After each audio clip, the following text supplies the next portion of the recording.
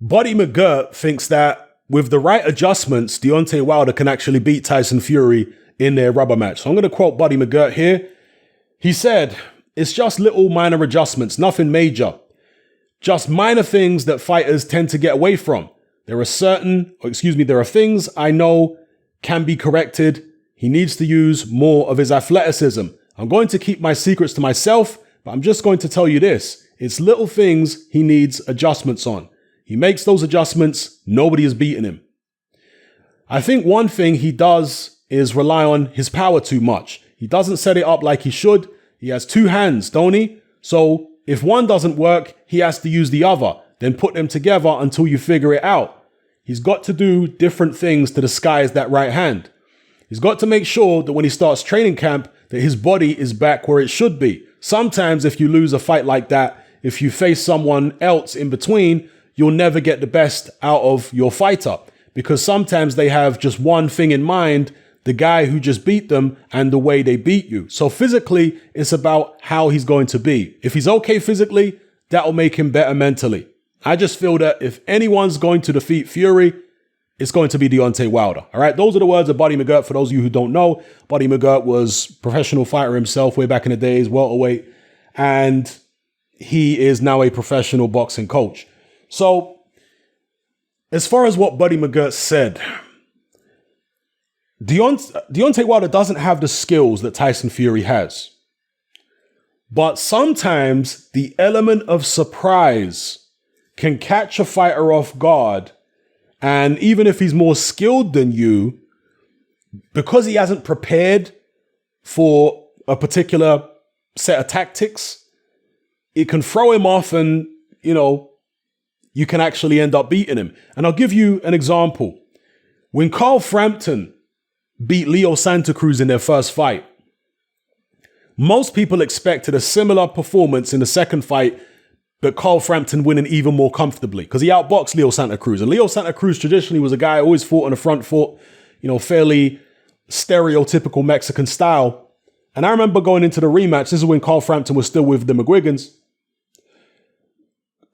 Barry McGuigan said that Leo Santa Cruz can't do anything different.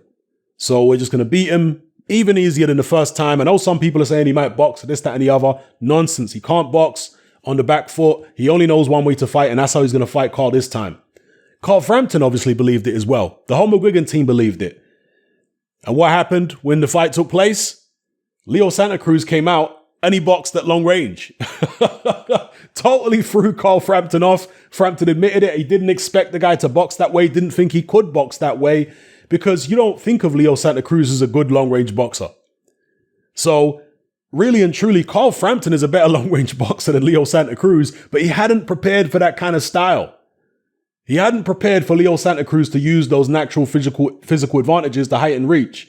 And that's exactly what Leo Santa Cruz did. So that's an example right there of, a guy catching another guy off guard with tactics that he just didn't expect. I mean, even Deontay Wilder was caught off guard by Tyson Fury in a rematch by tactics he didn't expect. So perhaps Wilder needs to try and do that himself. Maybe that's what Buddy Mcgirt is talking about. Buddy Mcgirt was a guy who used to move a lot as a fighter when he was, and that's the way he likes his guys to fight as well. He used to train Paulie Malignaggi.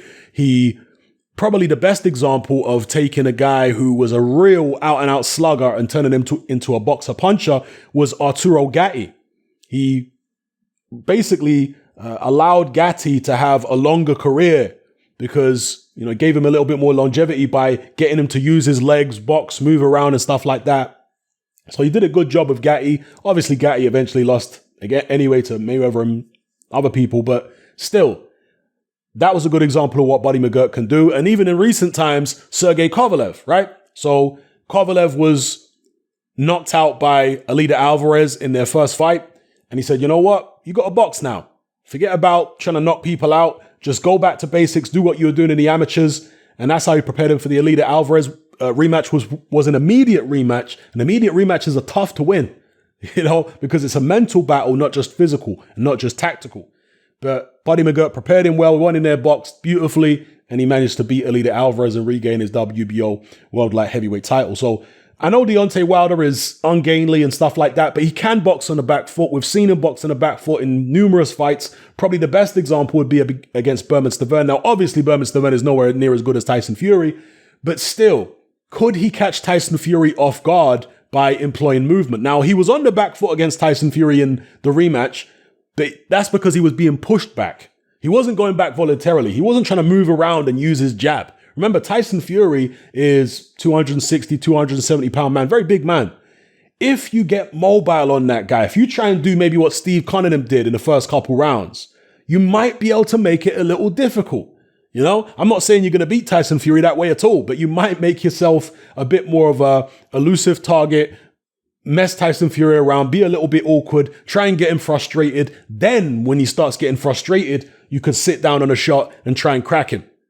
Yeah. So at the end of the day, Deontay Wilder's got nothing to lose. So I've got no issue with him trying out Buddy Mcgirt type tactics at all. I mean, why not? Most of us think he's going to lose even more decisively in the third fight anyway. So we might as well try something different as far as I'm concerned. And who knows, maybe he'll hit lightning in a bottle and there'll be another shock. All right. The heavyweight division is always full of shocks, particularly in these golden ages. And maybe that'll be another one. So let me know what you guys think in the comment section below. Do you think Deontay Wilder's best bet? And look, again, to make it clear, I'm not saying Wilder wins if he fights that way. I'm just saying that sometimes catching someone off guard by doing something different can give you a better chance.